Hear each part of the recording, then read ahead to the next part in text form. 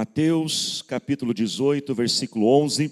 Nós estamos numa série de mensagens, irmãos, onde nós temos ministrado alguns títulos de Jesus, alguns nomes de Jesus, como a Bíblia apresenta Jesus, para que nós possamos o conhecê-lo melhor, amém? Nós ministramos já sobre Jesus, o príncipe da paz, Emanuel, o Deus conosco, Jesus, o pão da vida, a estrela da manhã. Essas mensagens estão lá no canal do YouTube da nossa igreja. E hoje, dando início também ao nosso mês quadrangular, iremos falar sobre Jesus, o nosso Salvador. Mais um título, irmãos, tão lindo de Jesus, que muitas vezes a gente passa meio desapercebido. Hoje Deus quer falar conosco sobre o tema Jesus. Quem é Jesus? Jesus é o Filho do Homem. Repita comigo, diga assim: Jesus é o Filho do Homem. Mateus 18:11 diz: o Filho do Homem veio para salvar o que se havia perdido.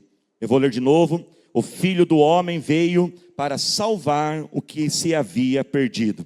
Queria ler agora Filipenses capítulo 2, versículo 5, para dar a base desta pregação. Só puder por gentileza também. Filipenses 2, versículo 5, diz o seguinte: seja a atitude de vocês a mesma de Cristo Jesus. Filipenses 2, 6, que embora sendo Deus, não considerou que o ser igual a Deus era algo a que devia apegar-se, mas esvaziou-se a si mesmo, vindo a ser servo, tornando-se semelhante aos homens. Filipenses 2:8, e sendo encontrado em forma humana, humilhou-se a si mesmo, e foi obediente até a morte, e morte de cruz. Por isso Deus o exaltou à mais alta posição, e lhe deu um nome que está acima de todo nome, para que ao nome de Jesus se dobre todo o joelho no céu, na terra e debaixo da terra, e toda língua confesse que Jesus Cristo é o Senhor, para a glória de Deus Pai. Levante as tuas mãos e vamos declarar, repita comigo, diga assim: Jesus Cristo é o Senhor. Diga mais forte: Jesus Cristo é o Senhor. Repita, diga assim: Jesus Cristo, o Filho do Homem. A expressão igreja Jesus, o Filho do Homem, é uma expressão que ocorre, irmãos, 81 vezes nos evangelhos. Os evangelhos, fazendo um breve estudo bíblico, os evangelhos, eles são os primeiros 4 livros do Novo Testamento. Aliás, nós estamos na leitura do Novo Testamento. Se você quiser entrar junto com a gente, entre depois lá nas redes sociais da nossa igreja para você ver. Os 4 evangelhos, Mateus, Marcos, Lucas e João. Os 4 evangelhos, irmãos, eles relatam para nós a vida e a obra de Jesus. E nesses 4 evangelhos, 81 vezes, foi declarado que Jesus, ele é o Filho do Homem. E olha, irmãos, que algo interessante, dessas 81 vezes, com exceção de apenas uma única vez, ou seja, para quem se perdeu na matemática aí, 81 menos 1 dá 80, tá, gente? Dessas 81 vezes, 80 vezes, foi o próprio Senhor Jesus que declarou. Ele mesmo falou de si mesmo, quando disse, eu sou o Filho do Homem. Por que, irmãos, Jesus fez questão de enfatizar a sua natureza humana? Preste atenção, irmãos, Jesus, ele não era 50% homem, nem 50% Deus. Jesus, ele era 100% Deus e 100% homem. Mas Jesus fez questão, irmãos, de enfatizar não a sua natureza divina, mas fez questão de enfatizar a sua natureza humana. E ele repete 80 vezes. Ele não fica dizendo, eu sou filho de Deus, mas ele fica dizendo, eu sou o Filho do Homem. Isso, irmãos, é algo muito importante, porque quando a gente faz o estudo bíblico, apenas uma técnica, né, uma dica, para quando você for estudar a Bíblia, é muito importante, irmãos, nós prestarmos atenção nas repetições. Uma forma da Bíblia trazer ênfase para nós são as repetições. Quando a Bíblia repete muito uma coisa, ela está dizendo o quê? Preste atenção nisso, coloca os teus olhos nisso. Um dos motivos por que isso acontece, irmãos, é porque nas línguas originais que a Bíblia foi escrita, o Velho Testamento no hebraico e o Novo Testamento no grego, nessas línguas, tanto no hebraico como no grego, não tem algo que nós temos na nossa língua portuguesa que é chamado o superlativo. Por exemplo, na língua portuguesa, o superlativo, nós dizemos que algo é muito grande, algo é muito maior, colocando aquele sufixo, né, no final da palavra, o íssimo. Por exemplo, essa pessoa que está do seu lado, ela não é uma pessoa linda. Essa pessoa que está do seu lado, ela é lindíssima. Olha que coisa maravilhosa, irmãos. Alguns aproveitaram para dar um sorrisinho já, né, gente? Ela não é linda, ela é lindíssima. Então, por exemplo, quando a Bíblia fala de Deus, no português nós poderíamos dizer que Deus ele é santíssimo, certo? Mas no original não tem o superlativo. Então, para dar a ênfase, o que a Bíblia faz? Ao invés de dizer santíssimo porque não tem, ela vai dizer o quê? Que Deus ele é o quê? Santo, santo, santo. Ela repete para enfatizar. Por que Jesus, irmãos, enfatizou tanto? Eu sou o Filho do homem. Dois motivos, irmãos, principais porque Jesus fez isso. Primeiro motivo, quando Jesus enfatiza que ele é o Filho do homem, ele está colocando uma luz sobre nós, para nós olharmos, enfatizarmos que por causa dele ser o Filho do homem, ele é agora aquele que vai remover o pecado da humanidade. Alguns lugares da Bíblia chamam de Jesus o segundo Adão, você sabia disso? Jesus é chamado o segundo Adão. Por que o segundo Adão? O primeiro Adão trouxe o pecado. Se por um homem o pecado veio, precisava que se por um homem o pecado fosse removido. Então quando Jesus enfatiza, eu sou o Filho do homem, ele está dizendo, eu sou humano, eu sou 100% humano, e eu posso tirar o pecado desse mundo, eu posso trazer o perdão, eu posso trazer a reconciliação, e hoje pelo sangue do Senhor Jesus, o nosso acesso está liberado ao nosso Deus. Você pode dar glória a Deus por isso? Jesus, o Filho do homem, o segundo Adão, que tira o pecado. Mas um segundo motivo, por que Jesus enfatiza que ele é o Filho do homem? Por que ele põe luz na sua natureza humana? Um segundo motivo, irmãos, porque Jesus faz isso, é para mostrar, tanto para aqueles que estavam naquela época, nossos dias de hoje, a nossa humanidade. Mostrar a nossa realidade. Mostrar o que é ser humano. O que é a vida real. O que nós passamos no dia a dia. A Bíblia faz questão de dizer, irmãos, que Jesus passou tudo o que a gente passa na vida real. A Bíblia diz que Jesus teve fome, Jesus teve sono, Jesus ficou cansado, Jesus, irmãos, ficou irado, porque a Bíblia diz que você pode irar e não pecar. Jesus, irmãos, teve decepções. Jesus, preste atenção nisso, teve vontade de desistir. No jardim do Getsemane, ele pede para o pai, pai, se for possível, tem alguma outra forma de não ir para a cruz? Jesus ficou triste, quando a Bíblia diz que ele chorou a perda de pessoas preciosas. Enfim, a Bíblia relata, e Jesus faz questão de dizer, eu sou humano. E ele faz questão de dizer isso para nós, irmãos, de trazer a nós essa vida que é real, que acontece no dia a dia. E ele faz questão de dizer isso, sabe por quê? Porque ele diz, olha, nesse mundo nós teremos as aflições, como diz João capítulo 16, mas eu venci o mundo. E se Jesus, irmãos, venceu o mundo, você também e eu podemos vencer. Jesus fez questão de dizer isso, sabe por quê, irmãos? Porque se Jesus colocasse os olhos dele só na natureza divina, sabe o que você e eu iríamos fazer? Nós iríamos dizer assim, sabe por que Jesus conseguiu? Ah, Jesus conseguiu porque ele era Deus. Por isso que Jesus faz, não, eu sou o Filho do homem. Sabe por que eu venci? Sabe por que Jesus venceu, irmãos? Ele venceu porque mesmo sendo 100% homem, ele estava revestido do Espírito Santo. E a grande notícia, posso ouvir glória a Deus, é que esse mesmo Espírito Santo está disponível para todos nós. Então se ele venceu, você e eu também podemos vencer. Jesus, o Filho do homem, que traz a vida real como ela é.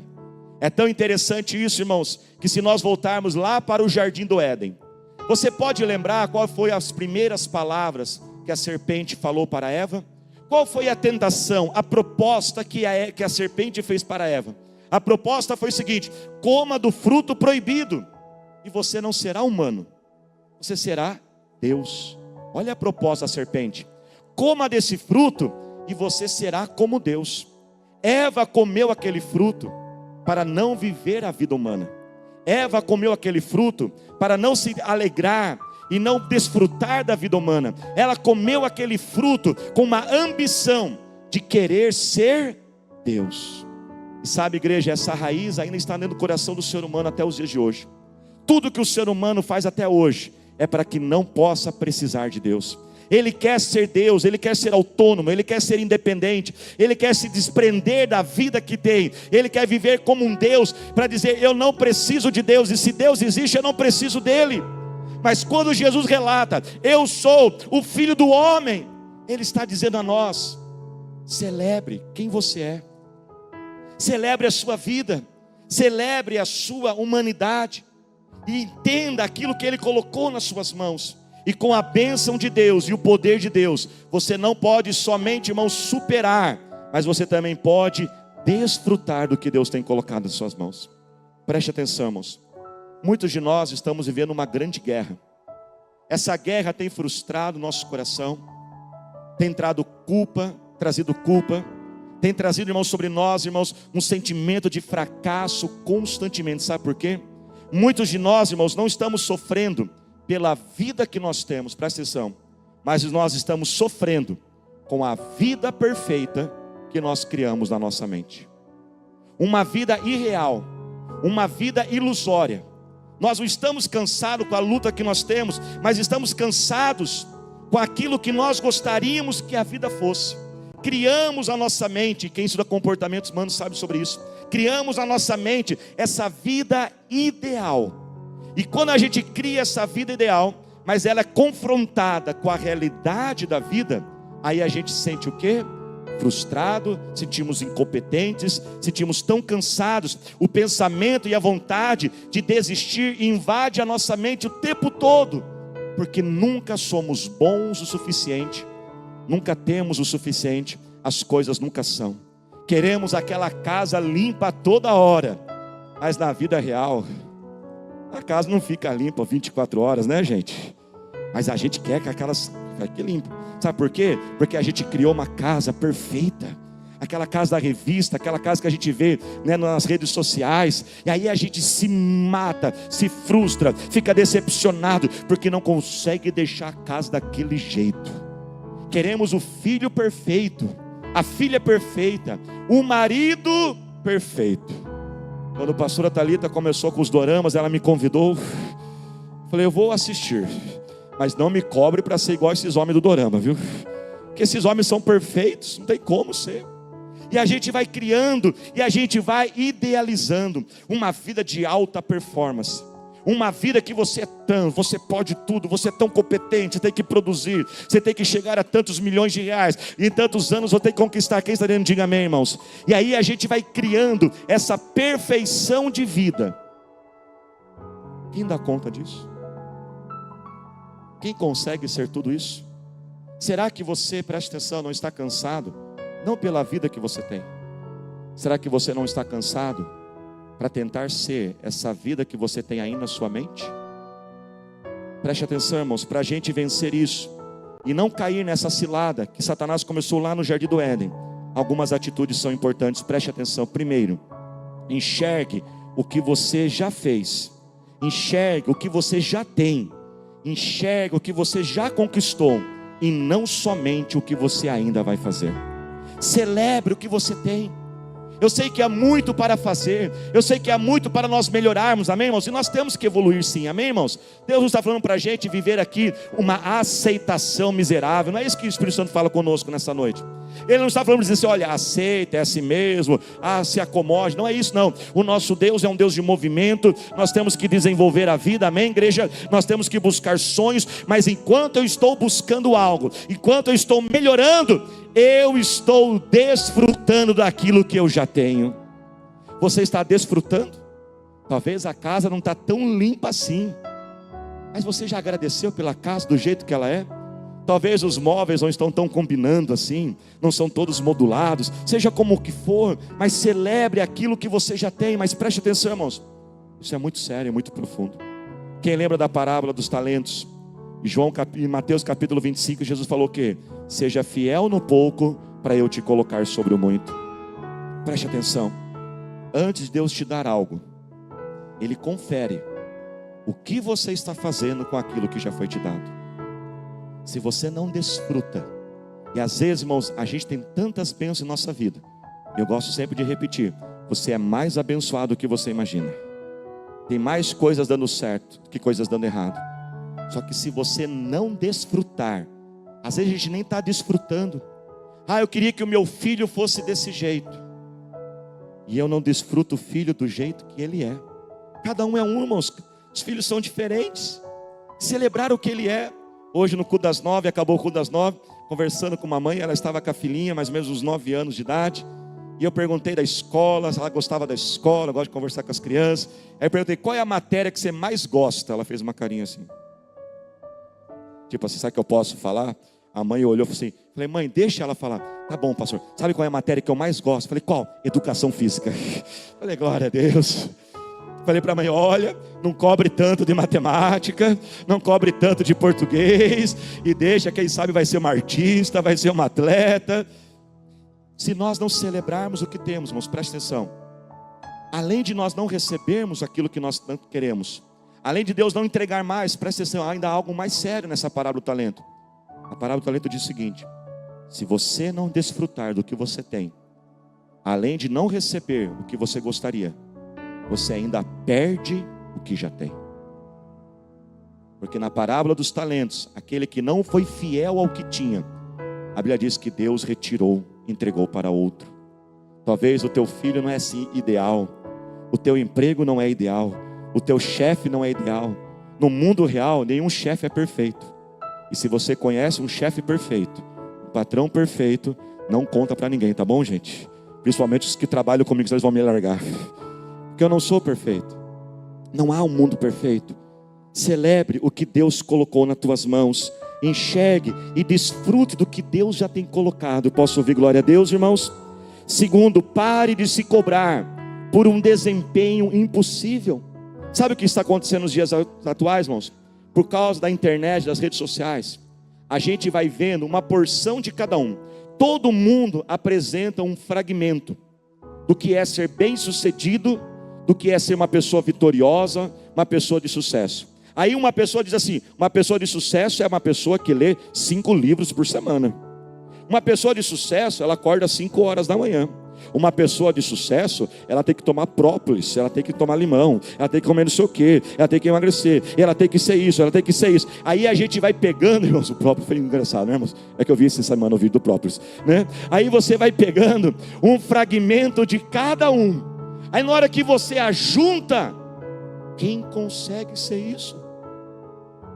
E aí a gente fica assim, sabe o que é? Eu não sou capaz o suficiente, eu não tenho capacidade, eu não tenho competência, eu não tenho inteligência, eu não dou conta das coisas. Não é que você não dá conta, você é mais capaz do que você imagina, você é mais inteligente do que você imagina, você é capacitado, existe um potencial, existe um poder de Deus dentro de você, existe talento dentro de você, mas também sabe o que existe, irmãos?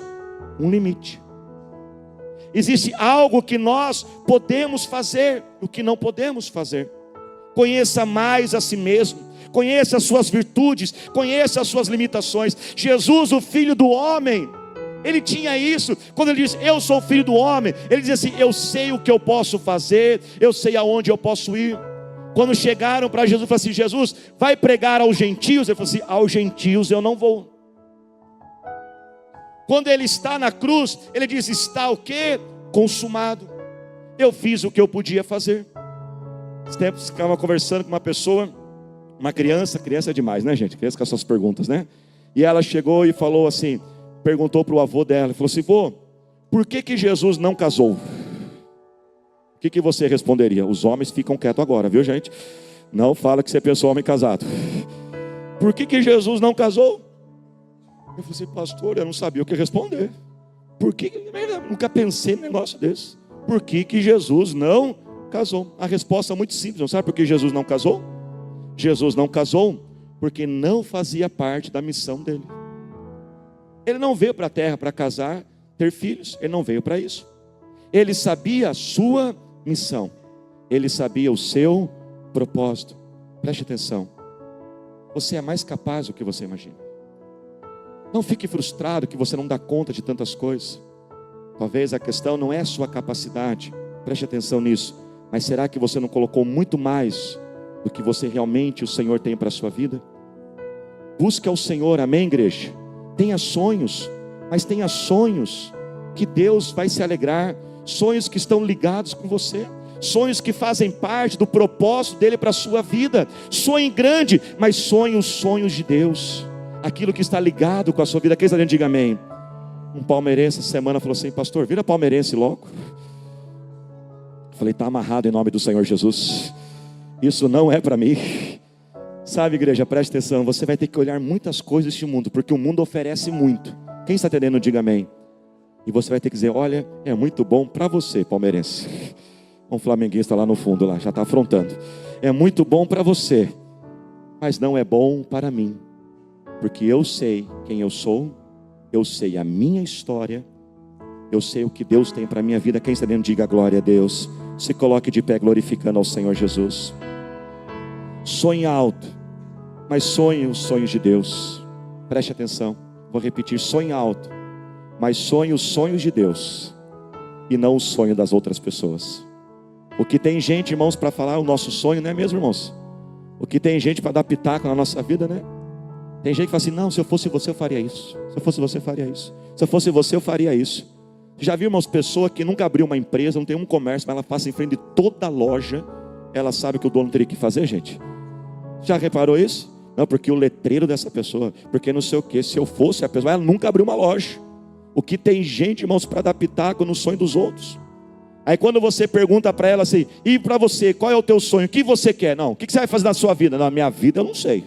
Mas da sua vida eu não sei. Não, irmãos, preste atenção. Sonhe os sonhos, mas sonhe os sonhos de Deus. Quantos sonhos digam glória a Deus?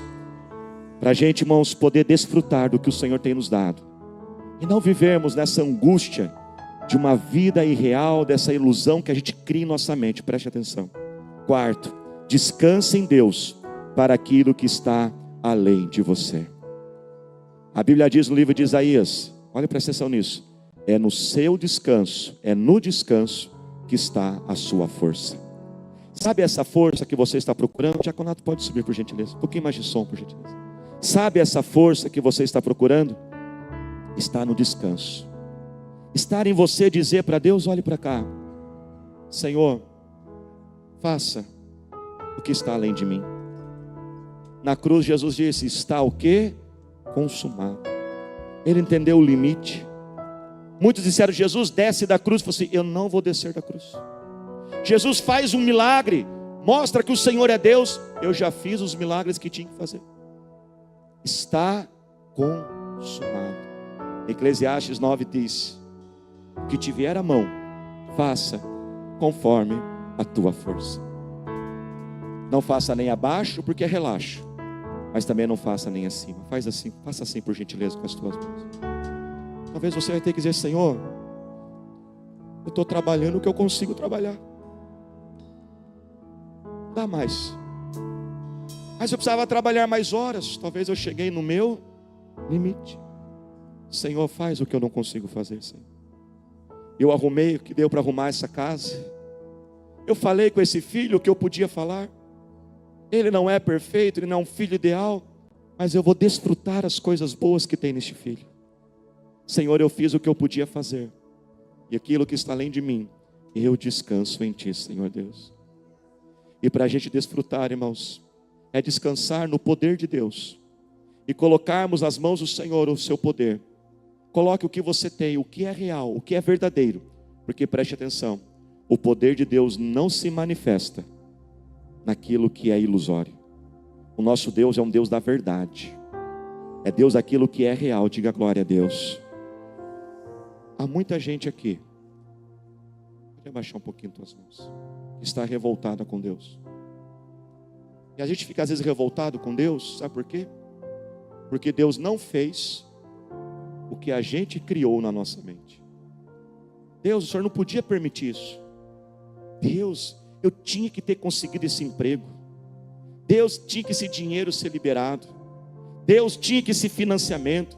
Deus, o Senhor não podia permitir que meu filho fizesse isso. Deus, o Senhor não podia permitir que a minha filha fizesse isso. E nós criamos o milagre que nós queríamos. E depois ficamos revoltados com Deus, porque Ele não fez aquilo. Mas Deus, irmãos, não opera o seu poder no imaginário, no irreal.